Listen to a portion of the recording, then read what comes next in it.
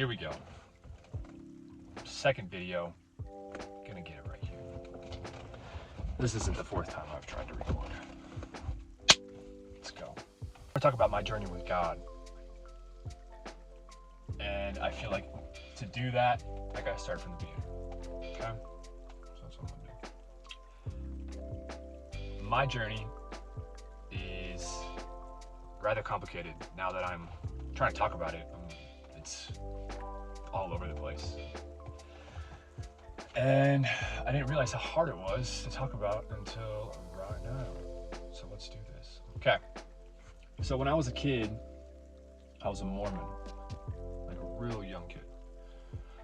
And then my parents got divorced over religion. And so that was strike number one with religion. Number two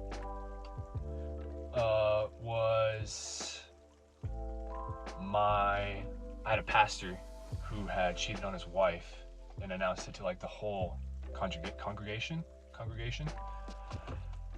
And that was rather traumatic for me as well. I remember like crying a lot. I was like in 7th grade, and that being like, yeah, not good for my faith. Because I was like, man, if this man of God can commit such a sin, like what is even going on here, you know? So that was strike number 2 for my religious faith. Strike number 3 was being forced into a religion that I really don't connect with, but was being forced to because I wanted to be closer to a family member that was a part of said religion. And in order to be close with them, I needed to join that religion. And I did not like that at all. That didn't last very long. So then I came back to Christianity. Then I was Christian up until like my senior year of high school. I really barely went to church up until then, but I still had fear of the Lord, as some might say. I was still like, didn't want to do certain things because I was afraid I was gonna go to hell if I did them. But then my senior year, that all kind of went out the window. I started doing drugs, I started drinking, and you know, started doing just not good stuff. And then from college to now, up until I was 30, I was all over the place with religion. I was, I did Taoism, Buddhism, Hinduism. I was doing tarot cards. I was doing I had this stint of Norse paganism for a little bit, and none of it felt like it stuck in any kind of way. And so that really kind of shaped my identity in a lot of ways. All those things. But it also gave me this certain kind of freedom that I could do whatever I want. And that's why I was like, there was so much sin in my life because I felt so free to do these things, but I was so dead inside. Oh my God, I was so dead inside and so anxious and depressed. And just had zero confidence in myself in any kind of way. Because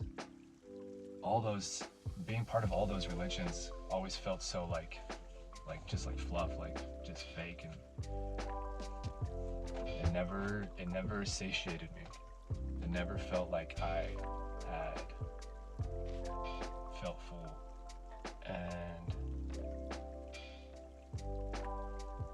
something hit me where I decided to pray.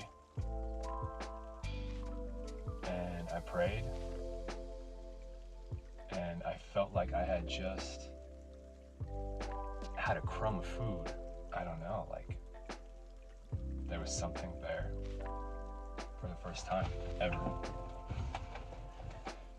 And so I kept praying, and I kept praying every day, this is like, if you watch the first video, this is like on my 30th, after I broke up with my girlfriend at the time and decided to focus on myself.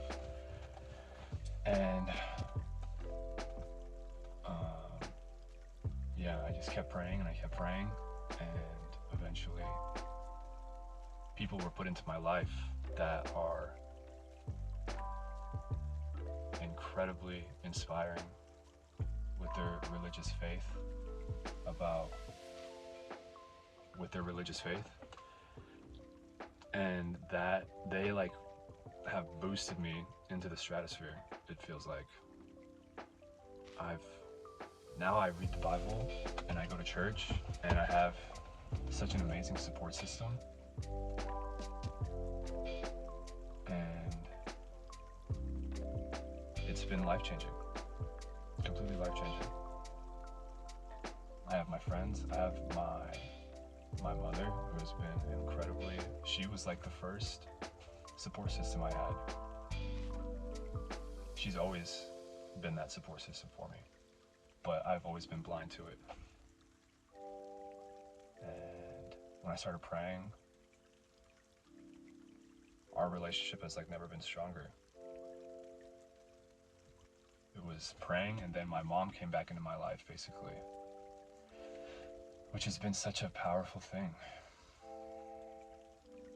that I really just didn't know that I was missing until I let God back into my life. Like, I feel like I'm waking up, you know? Like I'm waking up from sleeping. That's what it feels like. So yeah, now I like read the Bible every day. I go to church. I attend church every Sunday. Trying to get the guts to go to Bible study with a men's group, but that's pretty terrifying. I'm not gonna lie. I'm pretty reserved as a person, so to just like show up at a Bible study and be like, hey everybody, what up? I'm Nick. Now everything I do is like, I'm asking God if this is the right decision to do. You know, I like pray before I do. I try and pray every time I do anything. And I feel like I'm finding peace, man. Like really finding some peace. It's hard. It's been so hard. And there's lots of days where I'm like, is this worth it? Like, what am I doing? Like asking God, like, why is this being so difficult? Like, why is this such a tough journey? And I'm coming to realize that even these hard lessons that I'm learning, it's part of life. And God is putting me in this position for a reason. And I just have to like stay the course and thank Him for it. And that's the hardest part. That is the hardest part. I don't know, man. It's worth it. But it's been so worth it to feel like I'm being fed. I genuinely feel like I'm being fed now.